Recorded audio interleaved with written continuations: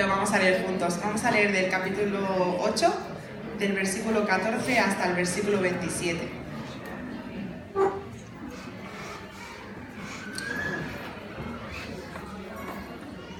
Dice así: porque todos los que son guiados por el Espíritu de Dios son hijos de Dios. Y vosotros no recibisteis un espíritu que de nuevo os esclavice al miedo, sino el Espíritu que os adopta como hijos y os permite clamar: Abba, Padre. El Espíritu mismo le asegura a nuestro espíritu que somos hijos de Dios. Y si somos hijos, somos herederos, herederos de Dios y coherederos con Cristo. Pues si ahora sufrimos con Él, también tendremos parte con Él en su gloria. De hecho, considero que en nada se comparan los sufrimientos actuales con la gloria que habrá de revelarse en nosotros.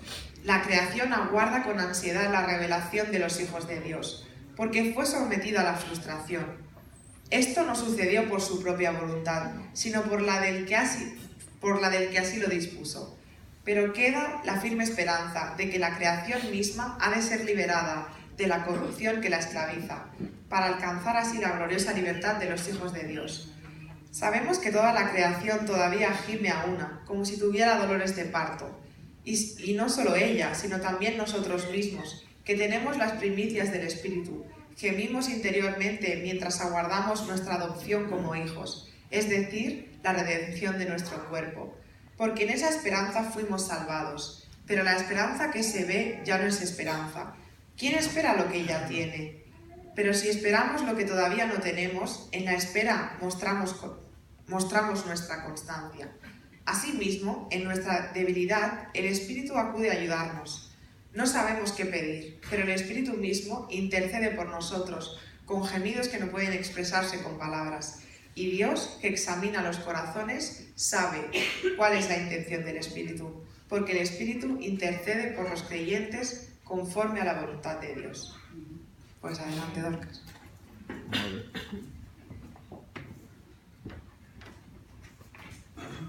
Hola, buenos días. A ver si lo coloco todo.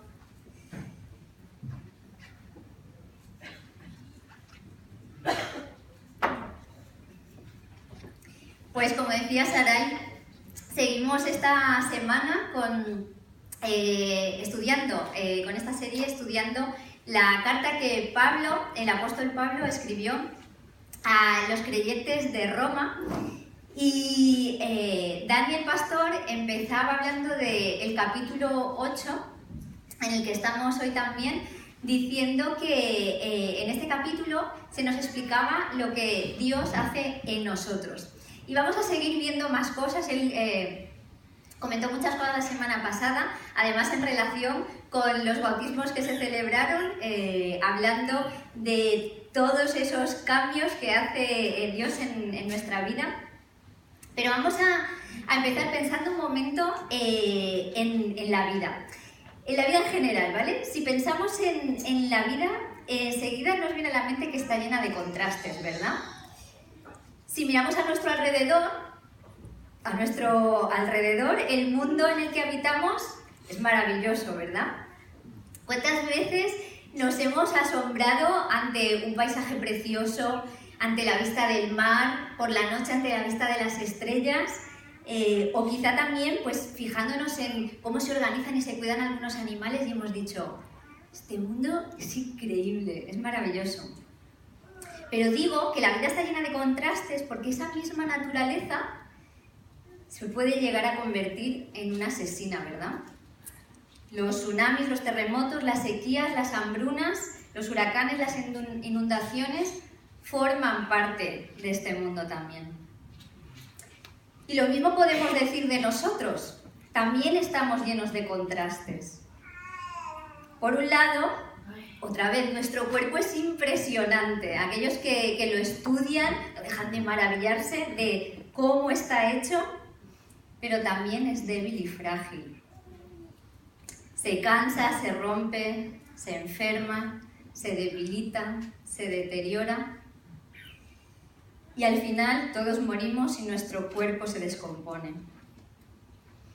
Y es curioso, algunos científicos quieren que veamos ese deterioro, esa descomposición, como algo completamente natural, que tiene que ocurrir. Y sí, pero yo me pregunto entonces, ¿por qué anhelamos que sea diferente? De hecho, hay otro grupo de científicos que están trabajando sin descanso para conseguir la inmortalidad del ser humano. Bueno, eso es a nivel físico, seguimos pensando en nosotros, y esos mismos contrastes los encontramos no solo a nivel físico, sino también dentro de nosotros, ¿verdad? Somos, de nuevo, unos seres increíbles con una capacidad enorme de amar, con una capacidad enorme de crear. Somos creativos, podemos ser bondadosos, podemos esforzarnos y nos esforzamos por ayudar, pero a la vez, ¿qué pasa? A la vez somos capaces de odiar, somos capaces de despreciar y hundir a los demás. Somos capaces de destruir y de las injusticias más atroces y también de mirar a otro lado con indiferencia. Y pensando en eso, a veces miramos al futuro y nos preguntamos, ¿dónde quedará la armonía que tanto anhelamos? Antes de seguir, me gustaría que viéramos un pequeño clip de una película muy conocida. Me pongo así un poco al lado.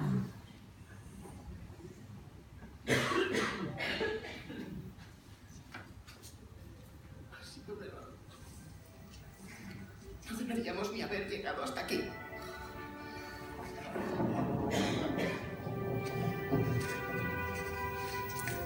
Pero venos aquí.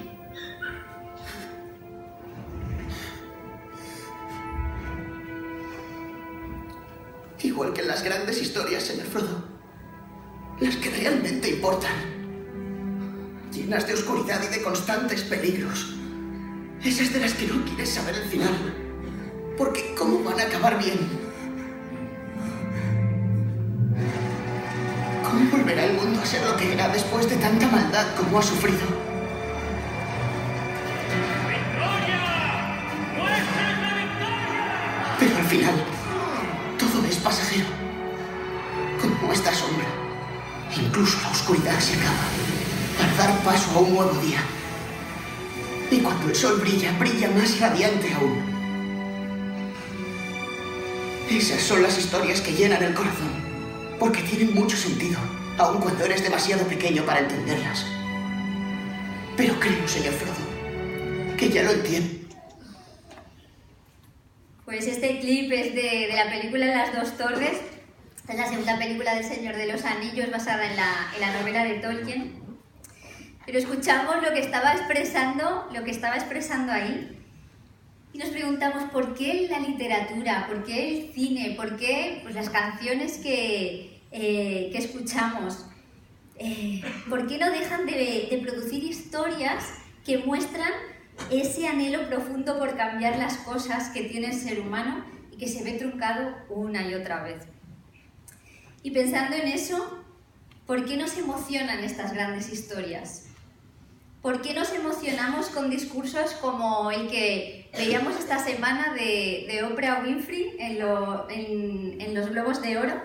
¿Por qué cuando ella dijo, podemos tener esperanza en un mañana más brillante, incluso en medio de las noches más oscuras, todo el mundo se puso en pie? ¿Por qué cuando dijo, un nuevo día se ve al horizonte, todo el mundo se puso a aplaudir? Pues porque estamos hechos para algo más de lo que experimentamos ahora. Y el plan de Dios no era un mundo roto, no era una naturaleza rota, no eran personas rotas. Y por eso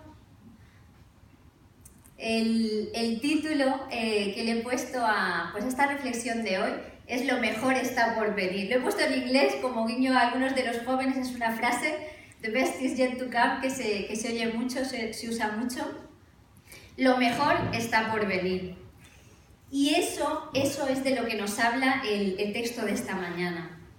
Nos habla del presente y dice que en el presente, si lo vemos en el versículo 22 y también en el 23, Dice que en el presente la naturaleza está gimiendo, lo que estábamos diciendo ahora.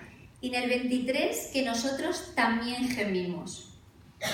Y con esto del gemido hace referencia pues a ese sonido, ¿no?, que nos sale cuando no tenemos siquiera palabras para expresar nuestra frustración o dolor. Y si este texto habla del presente, si habla del presente es para decirnos que el presente tenemos que verlo a la luz del pasado, ¿vale? Ahora lo vamos a ver, y a la luz sobre todo del futuro. Pues veamos el pasado.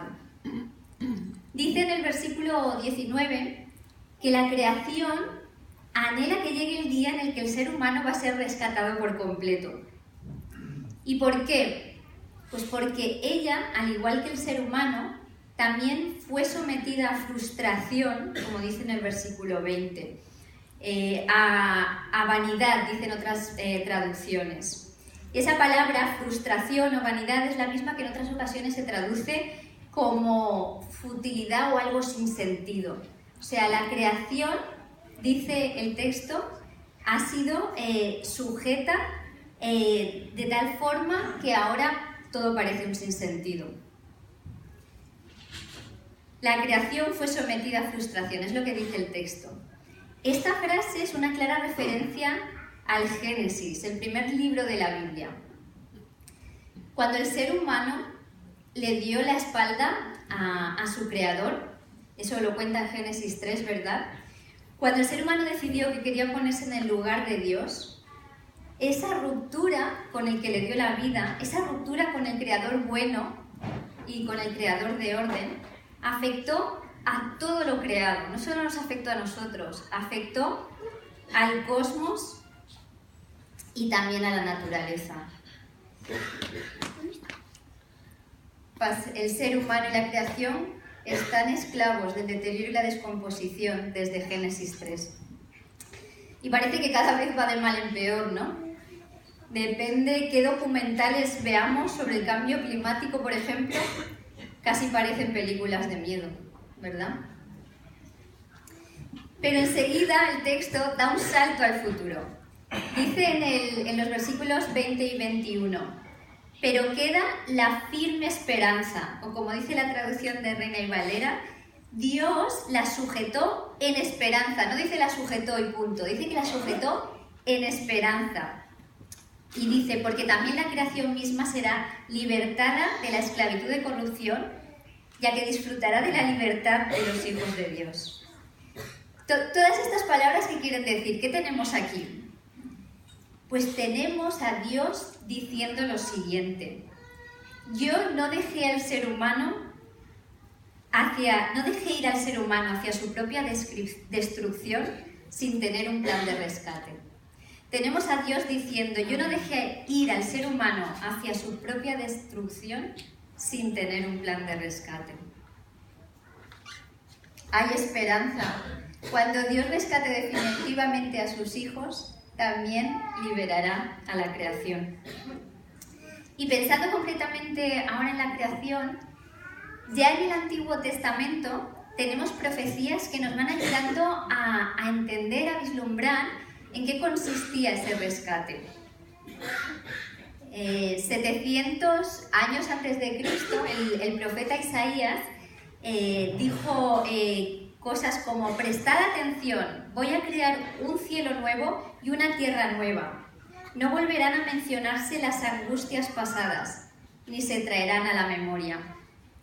Y el mismo Isaías, eso era en el capítulo 65, el mismo Isaías en el capítulo 35 dice: a los redimidos, que quiere decir a los rescatados, los alcanzarán la alegría y el regocijo, y se alejarán de ellos la tristeza, y atentos a la palabra que viene ahora, y el gemido. Y se alejarán de ellos la tristeza y el gemido. Y no da tiempo a mirar muchos de los pasajes, las muchas promesas que hay, pero recuerda al menos cómo acaba la Biblia. En el libro del Apocalipsis, que de hecho muchas veces asociamos ¿a qué? A destrucción y a miedo, sobre todo en los niños pequeños. En el libro del Apocalipsis acaba diciendo que Dios renovará el cielo y la tierra. Él vivirá con nosotros y ya no habrá separación. Ya no habrá separación entre nosotros y Él, entre nosotros y nuestros semejantes. No habrá violencia ni miedo, ya no habrá tristeza, ya no habrá dolor, ya no habrá muerte. Esa es la esperanza que tenemos. Dios erradicará todos los elementos dañinos y los reemplazará por la justicia, la paz, la armonía, el gozo y la seguridad. Ahora bien, si Dios va a hacer eso, si Dios va a erradicar todos los elementos dañinos, ¿no tendría que eliminarnos a nosotros? Escucha esta cita de un autor ruso, es el autor de un libro muy conocido llamado Archipiélago Gulag, que él se dedicó a denunciar los gulags, o sea, los campos de trabajos forzados de la antigua Unión Soviética. Y él, es un pensador, analizó si era posible liberar al mundo de la gente malvada, ¿vale? Y él concluye: ojalá todo fuera tan sencillo.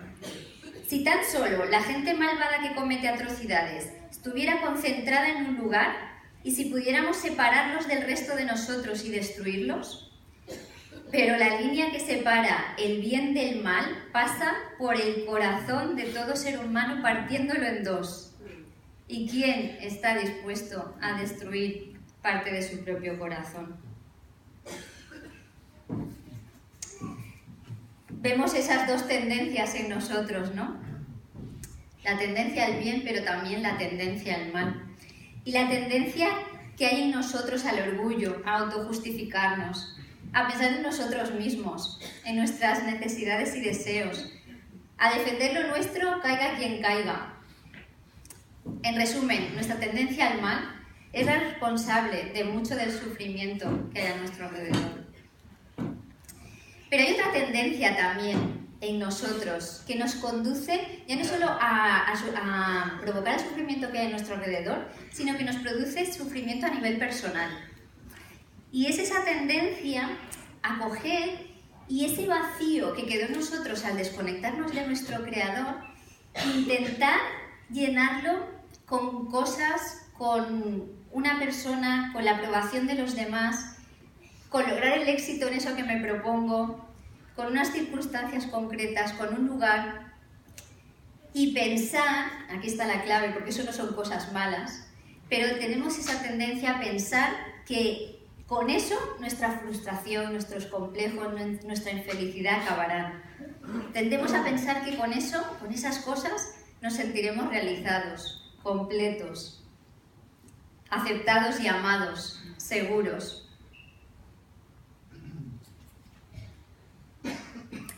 Dios destruirá todo lo dañino y nuestra tendencia al mal y a llenar el vacío que Él ha dejado, pues son destructivas esas dos tendencias. Pues sí, para acabar con todo lo que nos destruye, Dios tendría que eliminarnos, pero Dios mismo, y lo recordamos en las oraciones, en las canciones que cantábamos, Dios mismo en la persona de Jesús vino como nuestro sustituto para asumir Él las consecuencias de habernos alejado de Dios. Jesús vino a pagar por nuestra rebeldía y nuestra maldad. Él vino también a sufrir nuestro sufrimiento y vino a morir nuestra muerte, para que si creemos en Él como nuestro Señor y nuestro Salvador, seamos perdonados y podamos reconciliarnos con nuestro Creador. Y cuando nos reconciliamos con Él, aquí pasamos a otra idea que aparece en el texto.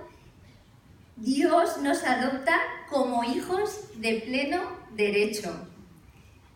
Esto es alucinante, sobre todo porque no lo merecemos. Le habíamos traicionado, nos estamos cargando todo lo que Él ha creado, pero Él nos da una segunda oportunidad porque nos ama. Fijaos lo que dicen los versículos del 14 al 17. Vamos a pensar en lo que dice en los versículos del 14 al 17. Su espíritu entra en nosotros para quitar el miedo. Su espíritu entra en nosotros para quitar el miedo. No sé qué imagen tienes de Dios. Pero cuando aceptas que le necesitas, cuando aceptas pues que no le reconoces como debes reconocerle o que no amas a tu prójimo como debes amarle, ¿qué ocurre? Su espíritu entra a vivir en ti y te permite dirigirte a Dios del mismo modo en el que Jesús se dirigía al Padre cuando Jesús estaba aquí en la tierra. Cuando sale esa expresión Abba Padre, Abba era la forma cariñosa familiar de dirigirte a tu padre, a tu papá. Así que cuando Dios nos ha adoptado, pone a su espíritu en nosotros, nos da la libertad de acercarnos a Dios de la misma forma que Jesús se acercaba a Dios cuando Jesús estaba en la tierra. Ya no es el Dios que te juzga, y un día juzgará, pero ahora es tu Padre que te perdona y cambia tu corazón, cambia tu vida de arriba abajo. Pero si eso ya es flipante, que vayamos a heredar la misma gloria que Cristo, o sea, que podamos estar donde Él está en el futuro, con un cuerpo como el suyo, un cuerpo libre de deterioro, ya es para levantar el ánimo a cualquiera.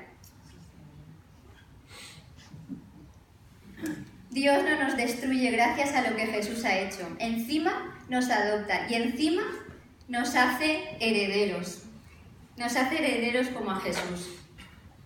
Y de hecho, acto seguido, en el versículo 18, Pablo dice que si tomas los sufrimientos actuales por un lado y la herencia que nos espera por otro, es que no hay punto de comparación. En otro pasaje, cuando Pablo está escribiendo a los Corintios, la segunda carta que tenemos en la Biblia, lo explica de otra forma. Dice que si coges eso, los sufrimientos actuales, y por otro lado, la esperanza que tenemos, y las pones en una balanza, lo que nos espera pesa muchísimo más que todo lo que nos preocupa y duele. En ese texto, en 2 de Corintios 5, dice que además los sufrimientos actuales los describe como efímeros, como pasajeros, y describe aquello que nos espera como eterno. Pero ¿eso elimina la frustración y el dolor ahora? La verdad es que muchas veces no elimina la frustración y el dolor ahora. Mirad, os quiero contar una historia. Este verano conocí a una chica de 24 años, una chica muy capaz, ya es ingeniera, y después de acabar un máster, pues ahora justo este mes se va a Roma para trabajar para la FAO de las Naciones Unidas. Y cuando la conocí, ella llevaba 6 meses viendo a ver qué decía la Biblia. La verdad es que nunca se había parado a pensar en Dios, nunca se había planteado si Dios existe o no, hasta que alguien le regaló una Biblia. Y después de leer, investigar, contrarrestar, pero también de analizarse a ella misma de forma honesta, pues en verano hizo las paces con Dios. Y os decía que es una chica muy capaz, lo es intelectualmente, pero en el instituto, cuando estaba en el instituto en secundaria, empezó a notar pérdida de audición. Y ella cuenta que fue un shock. Y ahora, de hecho, necesita usar audífonos y quién sabrá si irá perdiendo más y más audición. Por un lado, ella decía, está el acostumbrarse a la discapacidad en sí, pero por otro, me decía, eso hay que sumarle que la sordera es la discapacidad más incomprendida, porque no se ve. Yo nunca lo había pensado. Y la verdad es que no me lo puedo ni imaginar. Luego, en octubre, vino a Barcelona para visitar a unos amigos y aprovechó para quedar a la vez conmigo y con una chica sorda de nacimiento a la que había conocido en un curso online. Y ese día, ese café, os digo que para mí fue un privilegio, porque fue una lección escucharlas. Pero lo que más me impactó, y de hecho, lo reconozco, me emocionó, fue cuando la chica de la que os estoy hablando le dijo a la otra, yo, desde que sé lo que está por venir, me quiero ir. Podré escuchar sin esto. Y no es que sea una chica que vive encerrada por culpa de su incapacidad, ¿eh? Tú la ves disfrutar de la vida, contenta, segura de sí misma, con vida social, activa. En agosto se fue unas semanas a colaborar con una organización en Grecia que ayuda a los refugiados. La frustración y el sufrimiento están ahí y probablemente seguirán ahí. Pero, ¿por qué esta chica sigue con su vida?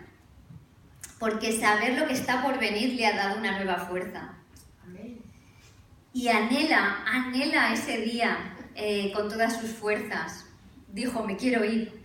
Lo anhela con todas sus fuerzas, pero mientras puede vivir con perspectiva. Por eso es muy buena la ilustración que encontramos en el versículo 22, cuando dice que la tierra gime como si tuviera, ¿qué dice? Dolores de parto, ¿no? Y los dolores de parto, bueno, yo no tengo hijos, pero los dolores de parto son dolores, ¿no? Pero no son en vano. No son en vano. Una los aguanta, qué remedio, porque sabe lo que viene. Una los aguanta porque sabe lo que viene. Así que el aguante, la paciencia, la constancia de la que se nos habla en el versículo 25, si lo miráis, es posible porque cuando tenemos al Espíritu, a Dios viviendo dentro de nosotros, sabemos lo que viene y tenemos la seguridad de que lo que viene es mejor. Es mejor. Cuando sabemos que lo que viene es mejor, aguantamos. Y mientras, el Espíritu Santo, Dios en nosotros, nos ayuda en todo lo que nos cuesta. Y Pablo, de hecho, cuando dice que el Espíritu Santo nos ayuda en todo lo que nos cuesta, pone un ejemplo. Y de todos los ejemplos que podría haber elegido, elige el ejemplo de la oración. Y ahora vamos a hablar de eso, pero antes de centrarnos en los últimos versículos, 26 y 27, hago un paréntesis. Porque estas Navidades conocí a los padres de esta chica de la que os he estado hablando, la de que ha tenido pérdida de audición. Y hablando con su madre, ella hablaba de la nueva fe de su hija. Y la verdad es que decían tanto, bueno, nos dijo un tanto irritada, a mí lo que me preocupa, nos dijo, lo que me preocupa es que se vuelva una mística. Que por mucha Biblia y por mucho orar se olvide de trabajar para transformar el mundo. Yo me quedé sorprendida y enseguida le dije, no se puede olvidar porque precisamente se trata de eso. Como seguidores de Jesús, hermanos y hermanas, como seguidores de Jesús, aunque nuestra mirada esté puesta en los cielos y en la tierra renovados, aunque estén puestos allí, vivimos ahora reflejando lo que Dios va a hacer un día. Y aunque a veces parezca trabajar en vano, porque a veces parece trabajar en vano, seguimos porque sabemos que no es en vano. Y los cristianos deberíamos ser los primeros pues, en cuidar a los débiles, en cuidar a los que su cuerpo ya está deteriorándose. Y los cristianos deberíamos ser los primeros en cuidar de la creación de Dios. Y en cuanto a esto último, en cuanto a cuidar de la creación de Dios, mirad, este año que hemos estado celebrando el 500 aniversario de la Reforma Protestante, pues fue entonces en el siglo XVI cuando al redescubrir en la palabra de Dios que el entorno que Dios había creado era bueno y que le dio al ser humano el privilegio de cuidarlo y administrarlo, pues los cristianos empezaron a hacer hincapié en el cuidado y la buena gestión del medio ambiente. Y pensando en esto, y menciono esto porque creo que de esto hablamos muy poco, creo que deberíamos hacernos preguntas como la siguiente. ¿Nos importa la naturaleza? ¿Nos preocupamos por averiguar qué cosas podemos hacer, por pequeñas que sean, para cuidar del medio ambiente? Cuando consumimos de forma responsable o nos da igual si nuestro consumo tiene consecuencias nocivas para la naturaleza. Buscamos en los programas electorales qué medidas toman los partidos para cuidar el medio ambiente. Son preguntas que creo que como cristianos nos tenemos que hacer. Pero cierro el paréntesis y volvemos al ejemplo de la oración. Decía que Pablo nos dice que el Espíritu de Dios en nosotros nos ayuda, escoge el ejemplo de la oración. Y pensando en eso y lo que dicen los versículos del 26 al 27, ¿no te ha ocurrido que a veces cuando no entiendes las cosas que pasan en la vida, o cuando estás en medio del sufrimiento, o cuando te sientes avergonzado porque has vuelto a caer en lo mismo, no encuentras las palabras para hablar con Dios? Quizá no sabes qué decir, ya no sabes si es que no eres capaz de ver con claridad, no sabes si estás pidiendo de forma correcta. Fíjate en esos versículos, léelos en casa bien con atención. El Espíritu de Dios que vive en nosotros, dice ahí, intercede, o sea, pide en nuestro lugar también con gemidos. Y es muy fuerte, vemos en este pasaje que dice primero que la creación gime, luego dice que nosotros gemimos, pero no lo hacemos solos, Dios mismo gime con nosotros. Este es un texto precioso, otro más de los tantos textos que hablan de la identificación de Dios con nosotros, con nuestro sufrimiento. Cuando te faltan las palabras ante Dios, no pienses que no ha habido oración, porque el Espíritu pide por ti, conforme a la voluntad de Dios, conforme a lo que te conviene para ser más como Jesús. Amén. Y vamos a acabar ya. Vivamos como hijos de Dios de pleno derecho. Pensemos en lo que heredaremos. En medio del sufrimiento presente, en medio de tus gemidos particulares, de tu sufrimiento particular, pon tu mirada en aquel que está restaurando y va a restaurarlo todo. Y acabo con unas palabras del apóstol Pedro, que él escribe en su segunda carta, en el capítulo 3. Dice: el Señor no tarda en cumplir su promesa como algunos creen. Vendrá. Y según su promesa, esperamos un cielo nuevo y una tierra nueva en los que habite la justicia. Por eso, queridos hermanos, mientras esperáis estos acontecimientos, esforzaos para que Dios os halle viviendo justamente y en paz con Él. Pues que Dios nos ayude a confiar en Él.